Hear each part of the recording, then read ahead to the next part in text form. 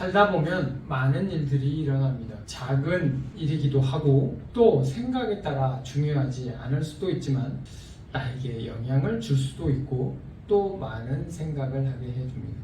말씀을 준비하면서 제가 가장 고민하는 것은 감동적인 설교나 좋은 설교를 준비하는 것이 아니라 과연 내가 하나님의 말씀대로 하나님의 그 뜻대로 올바른 설교를 준비하였는가 하는 것입니다. 좋은 소식과 축복과 하나님의 은혜에 대하여 전하면 좋고 듣기 편할 수도 있습니다. 우리가 전해야 하는 것은 축복과 영광의 말씀뿐만이 아니라 고난의 복음을 전할 수도 있어야 하는 것입니다. 우리의 삶이 올바르지 않다면, 하나님 앞에 서 있지 않다면 세상 가운데 우리는 하나님의 심판과 회개를 전해야 할 것입니다.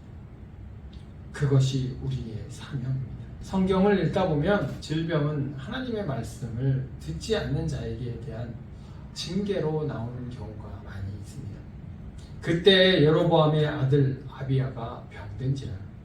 그러나 아비야의 질병은 오히려 아비야 자신이 하나님 말씀에 대해 불순종한 것으로 인한 병이 아니었습니다. 그가 이스라엘의 하나님 여호와를 향하여 선한 뜻을 품었습니다. 그것은 그의 아들 아비야가 오히려 선한 뜻을 품은 자였기 때문이었습니다. 아비야가 병이 들게 된 원인은 그의 아버지 여로보암의 죄와 회개치 아니하는 그의 모습으로 인한 것임을 알 수 있습니다. 북이스라엘이 여로보암이 악행으로 인하여 선지자 아히야를 통하여 여로보암 가문의 멸망과 그의 아들 아비야의 죽음에 대하여 하나님의 말씀을 전하는 것입니다. 여로보암에게 북이스라엘의 왕이 될 것이라고 하나님의 말씀을 전한 사람은 아히야 선지자입니다. 그리고 그의 말은 그대로 성취됩니다. 하나님의 말씀의 성취와 하나님의 경고에도 불구하고 우상을 섬기고 악을 행하게 됩니다. 그리고 그의 아들 아비야가 병듦으로써 하나님의 심판에 대한 경고가 나타나기 시작한 것입니다. 우리가 하나님의 말씀을 행하지 못하고 세상의 것을 탐하고 악을 행한다면, 그리고 그것에 대해서 우리에게 하나님의 심판의 징조가 보인다면 어떻게 해야 합니까? 우리가 하는 것을 당장 중단하고 회개해야 합니다.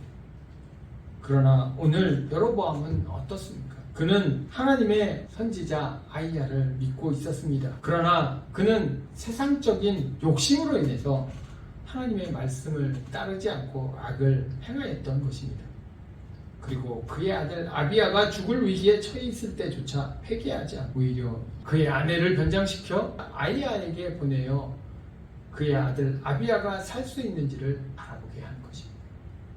하나님의 사람을 믿고 그의 능력을 믿음에도 그는 하나님의 뜻을 행하지 아니하고 하나님의 선지자가 혹시 살려주지 않을까 하고 찾아간 것입니다. 그것도 자기가 아닌 아내를 변장시켜서 찾아갔습니다. 이렇게 보면 참으로 어리석은 사람입니다. 그러나 세상의 것에, 세상의 욕심에 눈이 먼 자는 그것을 깨닫지 못하고 그 누구도 여로보암과 같이 될 것입니다. 아비야의 이름을 히브리어로 보면 여호와는 나의 아버지라는 의미입니다. 여로보암이 그의 아들의 이름을 이렇게 지은 것은 그가 처음에 아히야와 함께 하나님의 말씀에 신앙적으로 아주 경건하고 뛰어났음을 보여줍니다. 그리고 이러한 이름을 가진 아비야는 신앙적으로 하나님의 말씀을 떠나지 아니하고 하나님을 섬겼던 것으로 판단됩니다. 이런 아비야가 언제 병든 것입니까? 여로보암이 그의 왕위를 지키기 위해 베델과 단의 금송아지를 숭배하던 그때를 말하는 것입니다.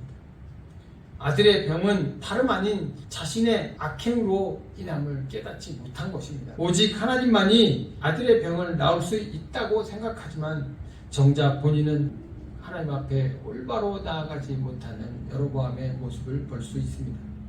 세상의 권력에 자신의 왕위를 유지하는 것에 눈이 어두워 하나님의 심판을 보지 못하는 것입니다. 그는 자기가 누려야 하는 왕권과 또 그것을 자신의 아들에게 물려주고자 하는 그 마음에 사로잡혀 우상을 짓고 섬기는 악을 행한 것입니다. 그는 하나님의 사람이 경고할 때 그를 붙잡으려고 하다가 손이 마른 적이 있습니다. 그럼에도 불구하고 세상의 것과 악을 취함으로써 하나님의 그 계획에서 멀어져 그의 아들까지 잃어버린 것입니다. 죄는 순간에는 쉬운 방법이나 일시적인 해결을 주는 것 같지만 결코 하나님의 뜻을 이룰 수 없음을 깨달으시기 바랍니다. 우리가 잘못된 것을 바로잡고 하나님께 돌아갈 수 있는 것은 회개입니다. 여로보암은 그의 세상적인 욕심과 판단으로 그러한 것을 잃어버렸습니다. 저의 아들에 대해서 생각해 보았습니다. 나의 생각에 맞추어 아들을 판단합니다.